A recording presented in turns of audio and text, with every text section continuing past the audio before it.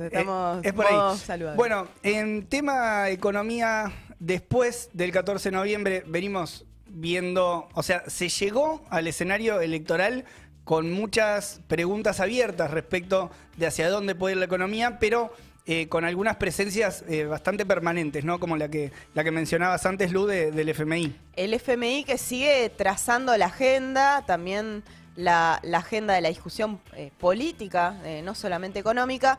Pero hoy, para hablar un poco de un recuento, para pensar unos elementos de cuál es la economía que se viene después de las elecciones, quería empezar por una foto sobre el empleo que tiene que ver con un dato publicado ayer de elaboración propia por Camila Chiapero y Clara López, que lo publicaron en Izquierda Diario, que tiene que ver con una tasa de precarización laboral extrema.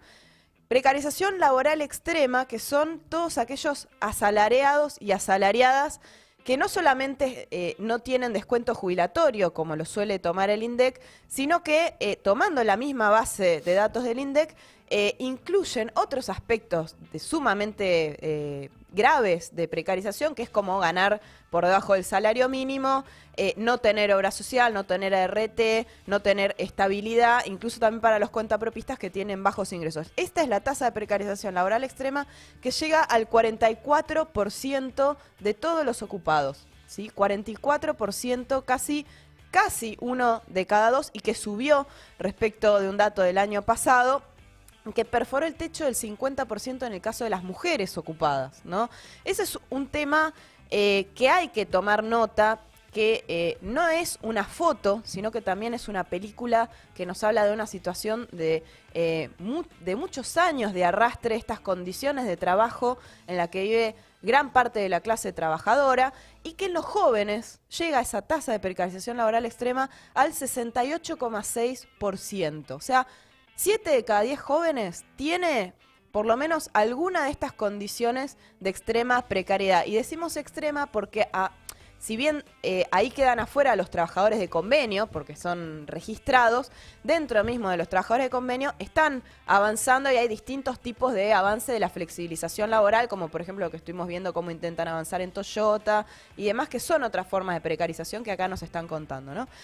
Pero entonces decíamos, esta es una foto que también es una película y que me parece importante traer hoy, no solamente porque es un dato que acaba de salir, que está en la Izquierda Diario y que recomiendo que vean la nota, sino que nos habla mucho de cómo tenemos que ponderar el acto que hay hoy y la movilización de la CGT y la de los movimientos sociales oficialistas en esta escena política actual, porque vienen teniendo un rol muy importante para que se plasme esta foto. Decimos, no es algo nuevo. Venimos hablando de años de arrastre de caída del salario real, de más de 20 puntos, y llega al 30 puntos de deterioro del salario real en los últimos años en caso de los informales. Estamos hablando también de la caída de la jubilación, de las jubilaciones, y de hace 10 años que la economía no supera los niveles de actividad que tenía en el 2012. Bueno, por eso son 10 años, ¿no? Es muchísimo tiempo. Pensemos un joven, de estos jóvenes trabajadores que decimos 7 de cada 10 son precarios. Un joven de 15 años prácticamente se pasó toda su vida consciente en esta situación de laboral y de empeoramiento de las condiciones de vida, ¿no? Y me parece que eso nos habla, por un lado, para seguir procesando los resultados electorales, de ese crecimiento. Bueno, Leo, vos ahí también has conversado y analizado bastante ayer de un crecimiento hacia los extremos que se observó también en estas elecciones, ¿no? De muchos años en donde el arrastre de esta situación te lleva a pensar la poca perspectiva hacia adelante también, ¿no? Por un lado, esta derecha ultraliberal, que mi mamá decía, bueno, es un lobo disfrazado de cordero, porque, se pone, ya lo hemos analizado, como una anticasta que va contra los políticos, y que dice que la salida es más capitalismo, ¿no? Y por otro lado, la importante elección de la izquierda trotskista, que justamente es anticapitalista, y que entre sus planteos principales ataca la base, una de las bases de la propiedad privada, que es y la explotación, que es la desocupación, planteando la idea de repartir las horas de trabajo entre ocupados y desocupados. Entonces, esta situación de arrastre en el empleo es clave y ahí hay un rol que uno debería pensar, bueno, si esta situación es así, en un país con tradición de lucha, con una gran parte del movimiento obrero que está sindicalizado, deberían haber hecho algo, deberían haber, no sé, una convocatoria. Bueno, no estamos viendo en los últimos años llamados a un paro general, más bien es una pasivización, ¿no? No, las dos últimas grandes, digamos, expresiones que convocaron, callejeras, ¿no? Que convocaron los sectores ligados al oficialismo, estuvieron ligadas a mostrar algún tipo de apoyo político, ¿no? La última, incluso que había habido debates, ¿no? Se terminaron realizando dos movilizaciones distintas, una o sea, donde los sindicatos tampoco aparecieron, digamos, juntos peleando con esta perspectiva, pero también estaban ligados, distinto a lo que vimos en otros momentos, donde incluso, no sé, al gobierno de Macri, por ejemplo, se le hicieron algún tipo de movidas. Sí. Pero bueno, durante estos últimos años, el tipo de movilizaciones que encontramos son movilizaciones del tipo de apoyo político al oficialismo.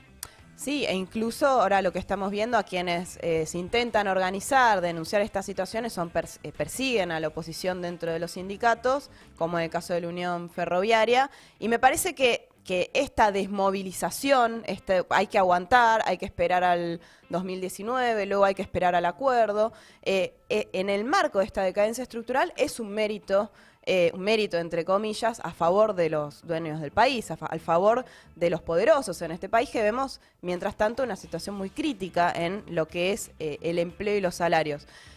Pero me parece entonces, digo, para llevarlo al plano que habíamos empezado a hablar del FMI, que también tiene otra nota, la movilización de hoy, que es el plan de ajuste que viene junto con el acuerdo con el Fondo Monetario. Porque Alberto Fernández no solo necesita el apoyo en el Congreso, que se vote en el Congreso el acuerdo, porque eso es lo que le pidió el fondo, sino también necesita que se valide, cuando dice el amplio apoyo social, que se valide en la calle. Por eso, los movimientos sociales que administran muchos planes sociales, ¿no? en los barrios, y el sindicalismo, que viene de esta unificación en la CGT, se preparan para jugar un rol, ¿no? Para contener, me parece, estas demandas del movimiento obrero ocupado. Me parece que ahí juega un rol que es clave en el acuerdo con el fondo. O sea, no es una cuestión solamente de económica, ¿no? Sino ahí también hay que pensar cómo se articula esta conducción, las cúpulas sindicales en este acuerdo con el Fondo Monetario.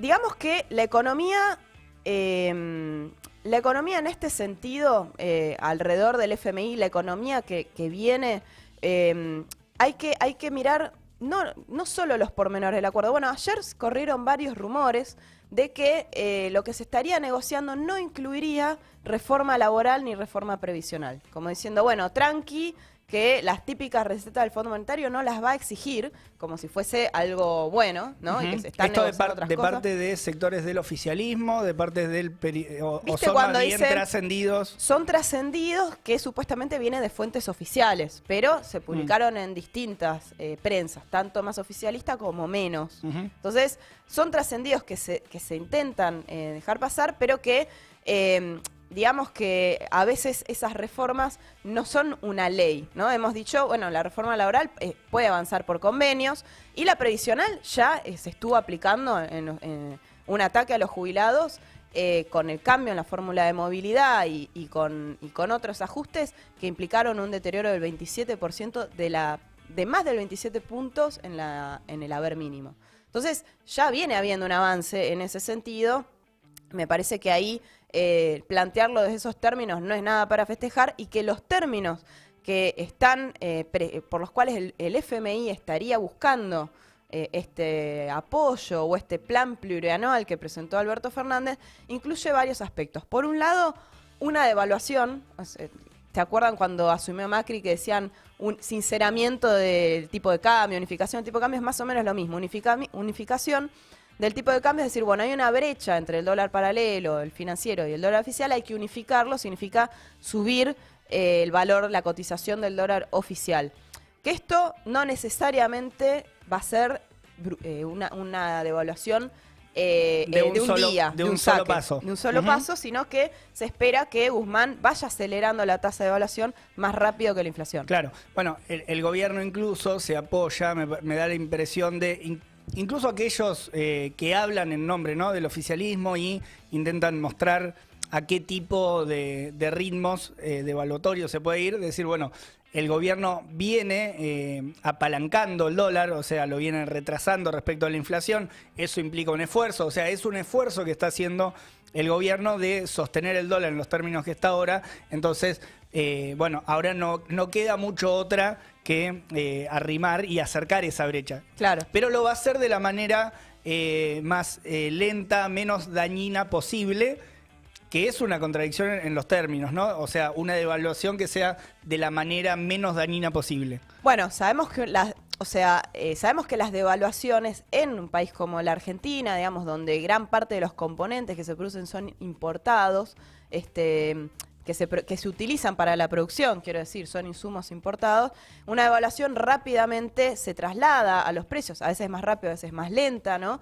Pero tiene un traslado a precios y que siempre lo último que termina actualizándose es el salario, digamos, esa es la devaluación que buscan hacer y que además el FMI lo pinta como se puede devaluar y además hay que frenar la inflación, lo cual es una contradicción en sus términos acá en Argentina, que vos decías recién, el gobierno presenta como que viene haciendo un esfuerzo en contener el tipo de cambio, pero ese esfuerzo fue a base de salir a vender dólares para contener la presión especulativa con los bonos que están valuados en dólares, para contener el tipo de cambio oficial. Ese esfuerzo lo pagamos nosotros, ¿no? Al mismo tiempo que esos dólares, los pocos que hay, se estuvieron usando para pagar deuda, por lo cual llegar a esta situación donde hay que devaluar y donde estás obligado, en los términos en los que propone el gobierno, a llegar a un acuerdo con el FMI, fue una situación que se fue construyendo. De que es típica, como por ejemplo lo que pasó en Grecia. Una vez que dilapidaste todos los dólares, llegás, me parece una salida cada vez más ajustada y más catastrófica. Bueno, en el caso del Fondo Monetario dice hay que frenar la inflación, mientras propone esta evaluación. ¿Qué significa esto? Que está exigiendo que el Banco Central también reduzca su déficit, o sea, lo que se llama déficit cuasi fiscal. Eso significa que el Banco Central deje de financiar al Tesoro.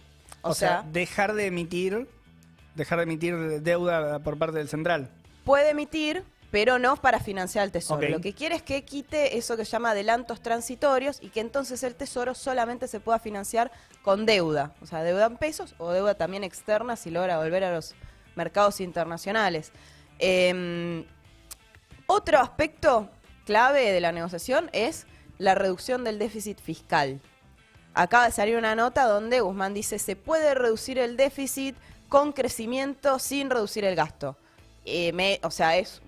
No sé, una arquitectura en estas situaciones imposible, porque además ya viene reduciendo el gasto. Por ejemplo, las prestaciones sociales este año cayeron un 14% en términos reales, o sea, viene habiendo un ajuste y se viene demostrando que aún con un crecimiento del 9% están dirigidos a reducir el gasto.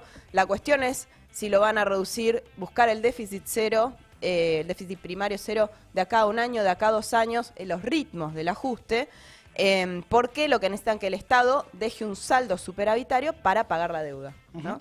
Y el otro saldo superavitario que necesitan es el del comercio exterior, o sea, que haya dólares que resulten en términos positivos de comercio exterior. Este año, por ejemplo, si con el boom del precio de las materias primas y de las exportaciones, Argentina le estaría quedando alrededor de 15.000 millones de dólares de saldo neto entre exportaciones e importaciones. ¿A dónde fueron esos dólares? Es la pregunta, ¿no? Bueno, eso es un problema planteado hacia adelante. O sea, ¿para qué se quiere un saldo neto? Para juntar dólares para pagar la deuda, que ya estuvimos hablando que tiene una base de un modelo productivo bastante extractivista. Bien. Recién hablábamos, para ir cerrando, de la extensión de las sesiones extraordinarias. Se busca hasta el 31 de diciembre, que es también un gesto para decir, bueno, vamos a tratar de aprobar el presupuesto. No sé si ya estará apuntando Fernández a aprobar este plan plurianual.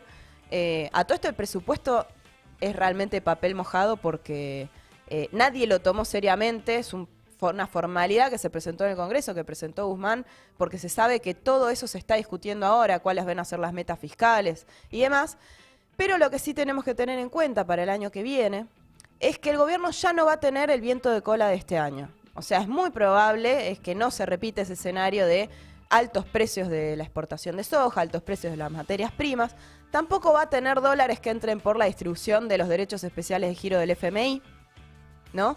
Tampoco va a tener una entrada extraordinaria de recaudación por este aporte solidario, que no era un verdadero impuesto a las fortunas, pero que le sirvió para mostrar este déficit cero. Es una situación donde todo muestra que se va hacia un ajuste más pronunciado que el que estamos viviendo, que no hay forma de conciliar el acuerdo con el FMI si no es con ajuste. Justamente lo que se está discutiendo, y ya lo hemos planteado, no es el ajuste en sí mismo. O sea, hoy decían, unidos triunfaremos, ¿no? Como si se estuviese discutiendo la posibilidad de un acuerdo que sea más sustentable. Lo que se está discutiendo es cómo se van a repartir esas responsabilidades, quién se va a hacer cargo del ajuste. Mientras tanto, mientras se discute esto, mientras avance el ajuste, hay sectores, los vivos de siempre, que siguen ganando. Ahí está el